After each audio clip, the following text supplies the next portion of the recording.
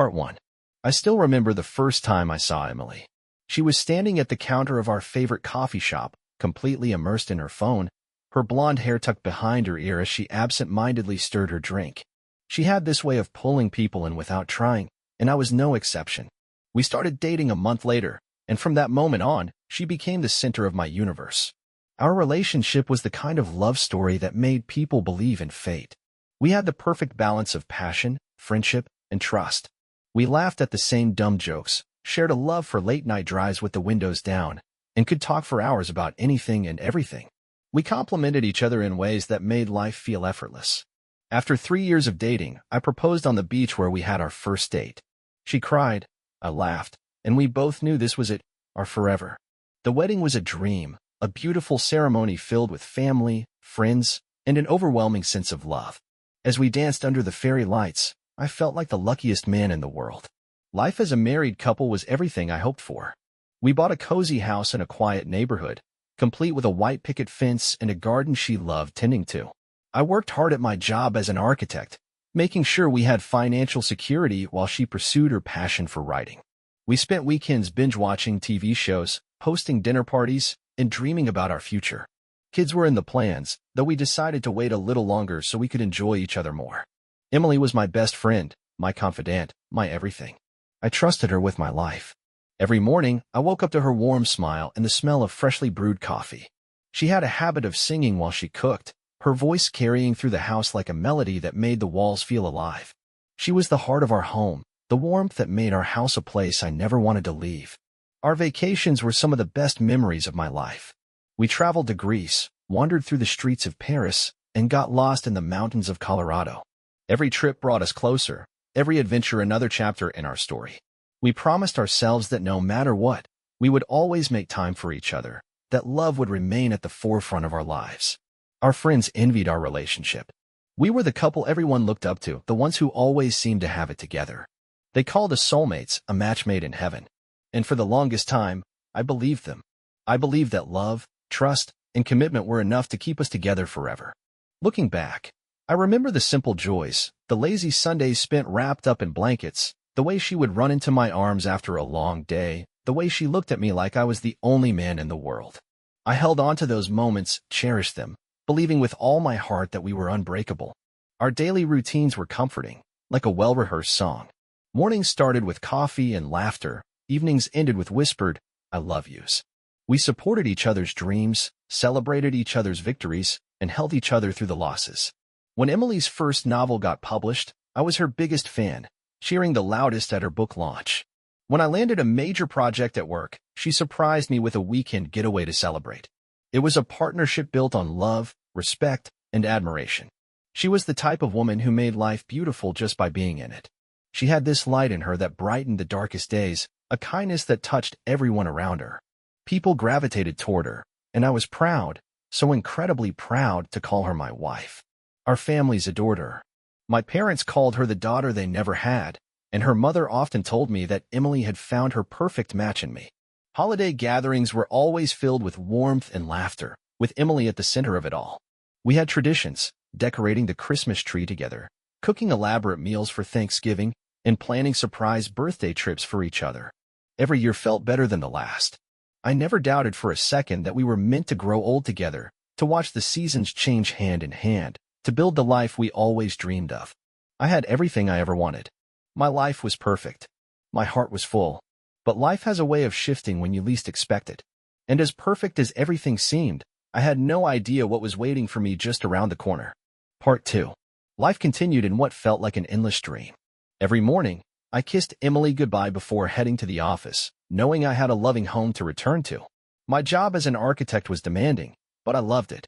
I thrived in the structured chaos, the meticulous designs, the satisfaction of seeing a blueprint turn into a masterpiece. It was at work where the first cracks in my perfect life began to show. It started subtly, almost unnoticeably. Emily had always been supportive of my career. She understood the long hours, the late nights spent poring over drafts, the weekend site visits. But something changed. At first, it was small, missed texts, shorter phone calls, vague responses when I asked about her day. I brushed it off. After all, she was busy too. Her second novel was in the works, and I knew how absorbed she could get in her writing. Then came the cancellations. We had a ritual. Every Friday night was our date night, no exceptions. But one evening, as I was about to leave the office, she called. "Hey babe, I'm so sorry, but I'm exhausted. I've been writing all day, and my head is killing me." Rain check. Disappointed but understanding, I told her to rest, and that we'd reschedule. One missed date wasn't a big deal. But then it happened again the next week. And again the week after that. Every time, there was a different excuse. She was too tired, she had a sudden burst of inspiration and needed to write, or she was meeting up with her writer friends. I started to feel a gnawing sensation in my gut, a whisper in the back of my mind that something wasn't right. But I ignored it. Then came the changes in her demeanor. Emily had always been affectionate, the kind of woman who would send me flirty texts in the middle of the day, leave little notes in my lunch, or call just to say she missed me. But now, the text slowed, the notes stopped, and the "I miss you" calls became mechanical, distant. I tried convincing myself that it was just a phase. We had been married for a few years now. Maybe this was just the natural ebb and flow of a relationship. But doubt has a way of creeping in, planting roots that refuse to be pulled. The first real red flag came one afternoon at work. I had a lunch meeting with some colleagues at a cafe downtown. As I was walking back to the office, I saw Emily. She was sitting at an outdoor table, laughing, really laughing. The kind of laugh that crinkled her nose and made her eyes shine. The kind of laugh I hadn't seen from her in a long time. And she wasn't alone. A man sat across from her, leaning in, a grin plastered on his face. He was attractive, well-dressed, confident, the kind of man who turned heads without trying. My stomach clenched as I slowed my steps, watching them from a distance. Emily reached across the table and lightly touched his arm as she spoke. It was a small gesture, innocent enough, but it sent a wave of unease through me. I forced myself to look away and continued walking. Rationality told me it was nothing, just a friendly lunch. But the nagging feeling wouldn't leave. That night, I casually asked her how her day had been. "Oh, just writing. You know how it is," she said, not meeting my eyes as she scrolled through her phone. "Did you go out at all?" I pressed. "Just to grab some coffee. Needed a break." A lie. I didn't push it, but something inside me shifted. I told myself I was being paranoid, but paranoia doesn't make your wife lie about where she was. Over the next few weeks, the little things started to pile up. She changed her phone passcode, something she had never done before. She started taking longer to respond to texts, sometimes not answering at all until hours later, claiming she had been busy writing. And then there were the late nights. Emily had always been a night owl, often staying up long after I had gone to bed, lost in her writing. But now, she wasn't just writing, she was leaving the house. One night, I woke up at 2 in the morning, the bed beside me empty. I got up, expecting to find her in the living room, laptop glowing as she typed away. But she wasn't there. Her keys were gone. She didn't come back until nearly 4. When she slipped into bed, I pretended to be asleep, my heart pounding. The next morning, I asked, "Where'd you go last night?" She blinked, her expression unreadable. "Oh, I couldn't sleep, so I went for a drive. Needed some fresh air." Another lie. I wanted to believe her, I really did. But doubt had taken root, growing like an unwelcome weed in my mind. At work, I found myself distracted, running scenarios over and over in my head. My boss even pulled me aside to ask if everything was okay. I forced a smile and assured him it was. But inside, I was anything but okay. The final straw came on a Wednesday afternoon. I had left my phone in my office during a meeting. When I returned, I noticed a missed call from an unknown number and a voicemail. Curious, I played it. A man's voice. "Hey, Emily, just calling to see if we're still on for tonight. Can't wait to see you." My breath caught in my throat. I played the message again, my hands shaking. The voice was familiar, though I couldn't place it immediately. My heart pounded as realization crept in. The man from the cafe. I sat there for what felt like hours, staring at my phone. My world was tilting, the foundation of my marriage cracking beneath me. I knew then that I couldn't ignore it anymore. Something was happening, and I was about to find out what. Part 3. The day everything shattered started like any other. I woke up early, kissed Emily on the forehead, and left for work, pushing down the lingering doubts that had been clawing at me for weeks. I told myself I was being paranoid, that I was reading too much into things. But deep down, I knew better. That morning, my boss called me into his office. A major client meeting had been postponed, and suddenly, my afternoon was free.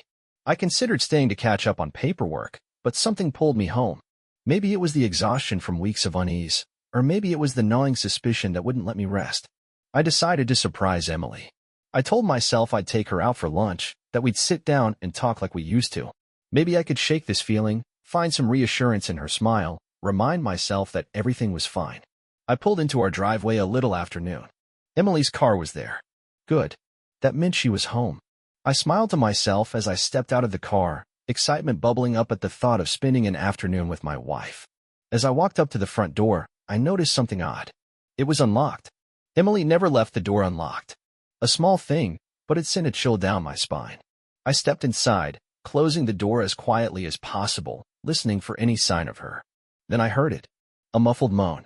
A voice that wasn't mine. A sound I knew all too well, one that had once filled my heart with warmth but now twisted my stomach into knots. I moved down the hallway, my heart hammering against my ribs. My hands clenched into fists as I reached our bedroom door, which was slightly ajar. I didn't want to push it open. I didn't want to see. But I had to. With one slow breath, I pushed the door open. There she was. Emily. My wife. The love of my life. Straddling another man in our bed. Our bed. For a moment, I felt nothing. The world seemed to pause, the air sucked out of the room. The man beneath her was someone I recognized immediately, Nathan, our neighbor. The same man I had seen her with at the cafe weeks ago, the one who had left me that voicemail. Emily's head was thrown back, her body moving against his, completely lost in the moment. Then she must have sensed me, because her eyes snapped open, and her expression twisted into horror. Oh my God. Nathan scrambled, pushing her off as he tried to grab his clothes. But I wasn't looking at him anymore. My gaze was locked on her. Ethan, she started, her voice shaking. Don't. My voice was eerily calm, though I felt like I was coming apart at the seams. Don't say a damn word. I turned on my heel and walked out. I could hear her scrambling behind me, calling my name, but I didn't stop. I walked out the front door, got into my car, and drove.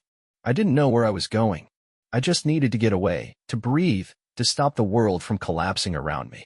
My hands were gripping the steering wheel so tightly that my knuckles turned white. My mind was a storm of emotions, rage, heartbreak, disbelief. How could she? After everything we had built, after years of love and trust, how could she throw it all away for a moment of passion with someone else? I pulled over into an empty parking lot, my body trembling. I wanted to scream, to punch something, to break down and cry. But I did none of those things. Instead, I sat there, staring blankly ahead, as the truth of my new reality settled over me. Emily had betrayed me. The woman I had devoted my life to, the woman I had trusted above all else, had been lying to me for God knows how long. And worst of all, she had done it in our home, in our bed. I thought of every moment we had spent together in that room, the late-night conversations, the whispered, I love yous, the nights we had held each other close. It had been our sanctuary, our safe space. And now it was tainted, destroyed. A sharp knock on my window startled me. I turned to see Emily standing there, tears streaming down her face. I rolled the window down an inch. Ethan, please, just talk to me, she pleaded, her voice breaking. Talk? I let out a bitter laugh. You want to talk now? After I just walked in on you screwing Nathan in our bed? It's not what you think, she started, but I cut her off with a glare. Don't lie to me. My voice was low, dangerous. I saw everything. She sobbed, pressing her hands against the window. Please, Ethan. I love you. It was a mistake. It didn't mean anything. I clenched my jaw. It meant everything to me. For the first time since I had caught her, I saw real panic in her eyes. Maybe she had thought she could talk her way out of it, that I would be weak enough to forgive her. But there was no coming back from this. I started the car, my decision made. Ethan, please. Don't come home tonight, I said coldly. In fact, don't come home at all. We're done. And with that, I drove away, leaving her standing there, broken and crying in the middle of the parking lot. But I didn't care. Because in that moment, I knew one thing for certain. The woman I had loved was gone. And I was never looking back. Part 4. I barely slept that night. My mind replayed the scene over and over. Every sound, every movement burned into my memory like a scar that would never heal. The betrayal was absolute, and there was no coming back from it. By the time the sun rose, my decision was clear. I was going to end this marriage. There was no room for hesitation, no space for second-guessing. Emily had made her choice, and now I was making mine. The first thing I did was call a lawyer. I found one with excellent reviews, a no-nonsense professional who specialized in divorce cases, particularly those involving infidelity. When I explained the situation, she listened without interruption and then laid out the steps I needed to take. First, she said, you need concrete evidence. If this goes to court, you want to be prepared. If she tries to contest anything, documentation will be your best friend. I had already seen enough to make my decision, but if evidence was what I needed to make this airtight, I was going to get it. I spent the next few hours going through phone records, bank statements, and anything else that could give me insight into how long Emily had been sneaking around behind my back. It didn't take long to find what I was looking for. There were charges on her credit card for fancy dinners at restaurants I had never been to, hotel stays that lined up perfectly with nights she had claimed to be writing late, and even jewelry that I had never seen her wear. Then I checked our shared cloud storage. It wasn't something I had ever bothered with before, but now I was digging through every digital file I could find.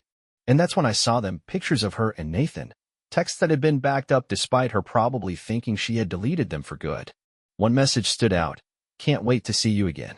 Wish I could wake up next to you instead. I stared at the words, my stomach twisting. She hadn't just betrayed me physically, she had been emotionally invested in this for a long time. By the time I finished gathering everything, I had an overwhelming amount of proof. The next day, I met with my lawyer in person and handed over everything I had collected. This is more than enough, she said, flipping through the files. With this, you can ensure a favorable outcome. No alimony, no assets unfairly split in her favor. That was all I needed to hear. The next step was filing the divorce papers. My lawyer took care of everything, ensuring Emily would be served in a way that left no room for doubt. She advised me to stay somewhere else for a while, at least until I had processed everything emotionally. I didn't argue. The house felt tainted now. It was no longer a home. It was just a building filled with memories that no longer meant anything. I packed a few bags and drove to a hotel across town. As I sat on the bed, staring at the wall, a strange sense of relief settled over me. For weeks, I had been drowning in doubt, wondering if I was imagining things, hoping that I was wrong. Now, the uncertainty was gone. The pain remained, but at least I knew the truth. The only thing I found comfort in was that we hadn't had children yet. That had been a discussion we had many times, waiting until we were ready, until her career had settled, until I had completed a big project at work. Looking back, I thanked God that we had waited. If we had a child, this situation would have been infinitely more painful. I couldn't imagine what it would feel like to drag an innocent life through this mess, to have to fight for custody, to try and explain why their mother had torn our family apart. That night, I got a text from Emily. Please, can we talk? I ignored it. Then another. I know you're angry, but we can fix this. We can go to therapy. Therapy. As if sitting in a room with a counselor would erase what I had seen with my own eyes. Another text. I miss you. I made a mistake, but I still love you. I turned off my phone. The next morning, Emily was served with the divorce papers. The moment she got them, my phone started ringing nonstop. I didn't answer. Instead, I went for a walk, breathing in the fresh air, letting the reality sink in. I was done. I had given her everything, my love, my trust, my loyalty, and she had thrown it all away. But now, I was taking my life back. And for the first time in weeks, I felt free. Part 5. It had been 3 months since I last saw Emily. 3 months since I walked away from her sobbing in a parking lot. 3 months since I filed for divorce and left her to deal with the wreckage she created. And in those 3 months, my life had only gotten better while hers had completely fallen apart. The legal process had been swift. With the mountain of evidence I provided, there was no contest. The judge ruled in my favor on everything. She got nothing. No alimony, no part of our savings, no claim to the house. Every asset was either mine or returned to my family, who had helped us with the down payment when we first bought it. Emily had fought, of course. She cried in the courtroom, begged the judge to consider how much she had sacrificed for our marriage. But the evidence was overwhelming. Her betrayal was undeniable. The court had no sympathy for a woman who had brought her downfall upon herself. The last time I heard from her, she had been forced to move out of our home with nowhere to go. Her lover, Nathan, had vanished the moment he realized she had nothing left. I almost laughed when I heard it. The man she had risked everything for, the man she had destroyed our marriage for, had tossed her aside like garbage the moment she became inconvenient. She had tried reaching out to me at first. Desperate messages, tearful voicemails, apologies laced with pathetic attempts at guilt-tripping me into talking to her. Ethan, please. I made a mistake. I wasn't thinking. I miss you. I love you. Can't we fix this? Delete. I have nowhere to go.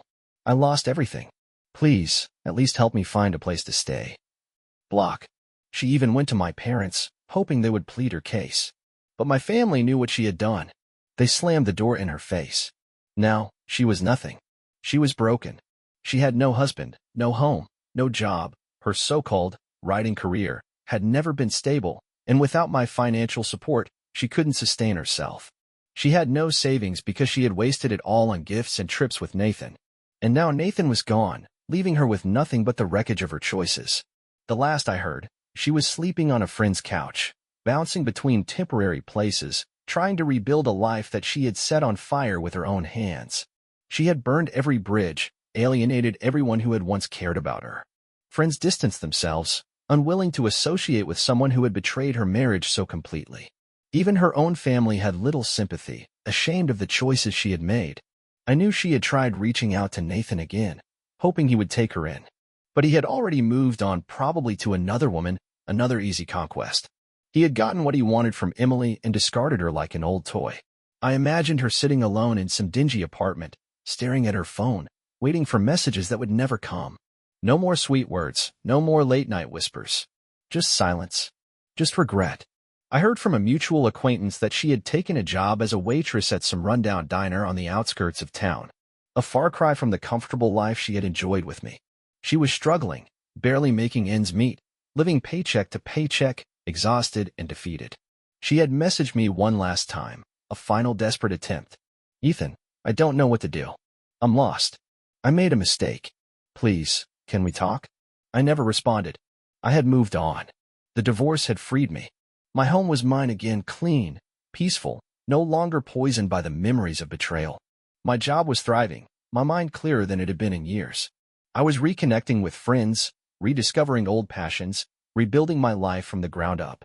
And for the first time in a long time, I was happy. I started going to the gym, focusing on my health. I traveled, took on new projects at work, started dating again. I wasn't in a rush for anything serious, but it felt good to reclaim my freedom, to live life on my own terms. And she? She was suffering. Alone. Hopeless. Empty.